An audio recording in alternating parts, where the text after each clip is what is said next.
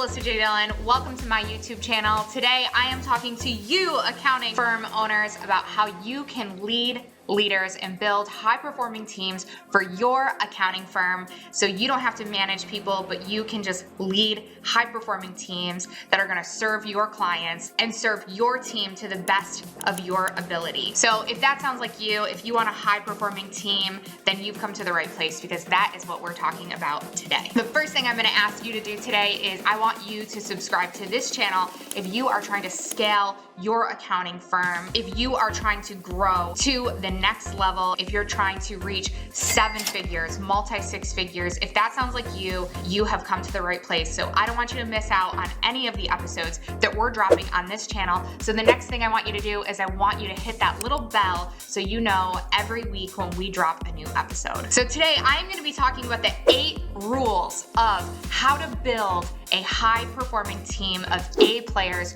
for your accounting firm. So, rule number 1 is defining your team's purpose. And this all comes down to having a vision and mission, not just for your company, but also how does that align with your team? Is your team bought into the vision and the mission of your company? And how are they actually executing on making that vision and purpose come alive through the work that they're doing with your clients, through the work that they're doing in your company? Are they bought into it, and do they believe that they're actually making an impact? A players want to know that they're making a difference in the world. They want to feel as though they're making an impact. I bet right now that you're watching this as a CEO of a company and you left a previous company because you wanted to make a difference in the world. Well, that's what A players need. And even non-entrepreneurial A players need to feel as though I am making a difference in this world. I want to make an impact. So if you want to keep A players in your company, you need to feed them that. You need to give them that mission and purpose and make them feel like they're driving towards a bigger goal, towards success, and give them the purpose behind their job. This comes down to making sure every team member on your team understands their role, responsibility, and the results that they're creating by completing their job. Number 2, hire the right talent. I want you to clearly define the right traits, behaviors, and the experience that you're looking for. We often want to hire friends, family. We want to help people out. I know that you want to help people, but you have to remember that in order to contribute to the bigger mission that you're trying to accomplish, helping your clients, sometimes you don't want to be the smartest person in the room. Sometimes it's easiest to hire somebody that has more experience than you in a specific subject matter. So if you're looking for a tax manager or an accounting manager, sometimes it's better to hire somebody who has corporate experience, maybe somebody that worked in H&R Block for 8 years and they want to work for a smaller company. They're looking for benefits like a small company feel where they can have a little more flexibility. So think about what you can offer them that H&R Block can't offer. Conduct thorough interviews and assessments to identify your top candidate. We do something called a 3-part interview process, and we teach this to our clients. The 3-part interview process looks like not only going out and getting and collecting the right type of candidates based on their resume, but also conducting a thorough assessment, having them complete a questionnaire that would go through a number of questions to define and see, does this person actually have the experience I'm looking for? Can they do some critical thinking? And we also ask them to complete a video to talk about themselves, talk about why they think they would be the best candidate for the job. This will also help dial in and narrow down your pool of candidates to get somebody who you feel is more aligned with you and the personality type that you're looking for. And then finally, you would actually ask them to come to a final interview. Rule number 3, foster a positive work culture. Encourage open communication. Have multiple areas of communication where people feel as though they can come to you and not just to bring up anything that's going wrong, but also also areas where they can come to you with things that are going right, or come to you with new ideas they have about how they can continue to implement new processes, new procedures, creative ways of making things better for your company. Create a supportive environment for your team where they can support each other and ask for help. Rule number 4. We touched on this a little bit before, but again, provide clear roles, responsibilities, and results. This comes down to the job description and also conducting what I call weekly team meetings, where you're going over and holding your team members accountable to the role and responsibility and results they're providing on a weekly basis.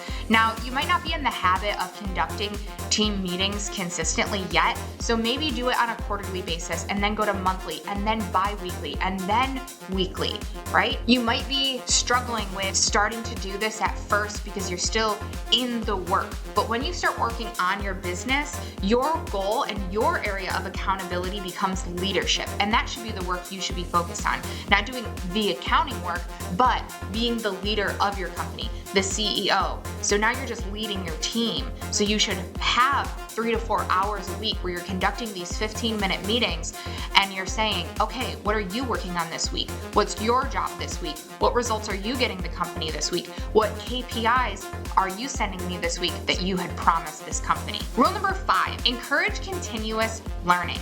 Provide opportunities for professional development and training, such as books, conferences, maybe provide courses or workshops. A players need to be consistently growing and learning. And if they're not, they're going to find a place where they can do that. Rule number 6, promote collaboration and communication. Teamwork and knowledge sharing is so important in any team. So we do this and we promote this by doing consistent team meetings. We meet on Mondays and Wednesdays with our full team where we discuss everything that's going on, and each team member can report what's going on in their department so everyone is knowledgeable about what is happening in each department. So no silo effects happen within departments. You can also do this by establishing multiple channels of communication. Zoom for meetings, or you can use Slack for communicating with team members. Rule number 7, encourage innovation and creativity. Create an environment that welcomes new ideas and your team members to be creative.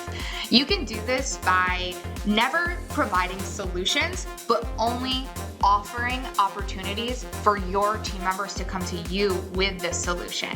So this is so important for your culture, for your team members to come up with the answers to their own questions. When they come to you with a problem, your response should be, come to me with the solution when you have one, and I will offer critical feedback. So next time your team member says, hey, boss, I got a question, you should say, listen, I need you to come back to me when you have the solution, and then I'll offer you the feedback. Empower your team members to think critically and contribute with innovative solutions so you don't become the answer to every problem. And that leads me to rule number 8, provide constructive feedback consistently. Offer timely and constructive feedback to help your team members grow consistently. A players love feedback. They want to know how they're doing, and they want this formal. They want to know, am I doing a good job in my job? I know for a fact, as an A player, when I don't know if my boss thinks I'm doing a great job, and I bet you guys feel the same way, as A players, you want to know, am I doing good? Am I doing bad? And then times where I wasn't doing that great, and then suddenly my boss bombards me with, you weren't doing this, and you're not doing this, and you're not doing this. You were totally taken off guard because no one ever told you. Well, A players find this insulting. So if you have an A player on your team that wants to perform well and you want to keep them on your team because you know that they have the skills to do it, consistently provide feedback and constructive criticism. Do this on a weekly basis or a bi-weekly basis. Let them know what they are doing well at. Let them know where they can continue to improve. This includes behaviors and things where they could give you wins. Let them know what you're expecting.